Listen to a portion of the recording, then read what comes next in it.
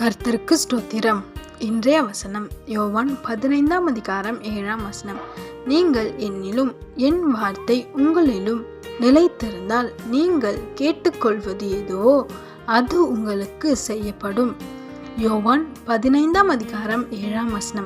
நீங்கள் என்னிலும் என் வார்த்தை உங்களிலும் நிலைத்திருந்தால் நீங்கள் கேட்டுக்கொள்வது எதுவோ அது உங்களுக்கு செய்யப்படும். இன்னைக்கு ஏசப்பா உங்ககிட்ட சொல்கிற ஒரு வார்த்தை என்ன தெரியுமா? நீங்கள் வேண்டிக் கொண்டிருக்கீங்களே, ஒரு காரியத்துக்காக ஜெபித்து கொண்டு இருக்கிறீங்க ரொம்ப காலமாக, அதை உங்களுக்கு செய்வேன்னு சொல்கிறாரு.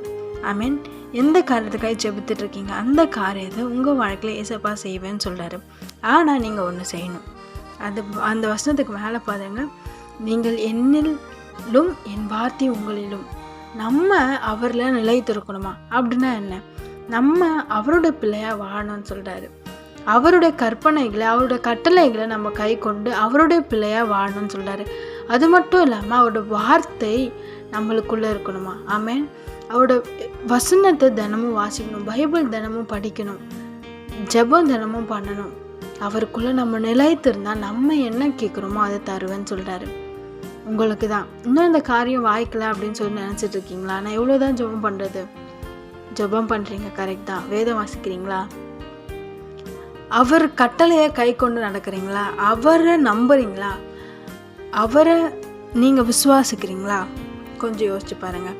அப்படி இல்லையா, இப்போ ஏசப்பா கிட்ட சொல்லுங்கள், ஏசப்பா இனி நான் ஒழுங்காக ஜெபிக்கிறேன், பைபிள் வாசிக்கிறேன், இனி உங்களோட கற்பனைகளை கை கொண்டு வாழ்கிறேன் ஏசப்பா, நீங்கள் ஒப்பு கொடுங்க.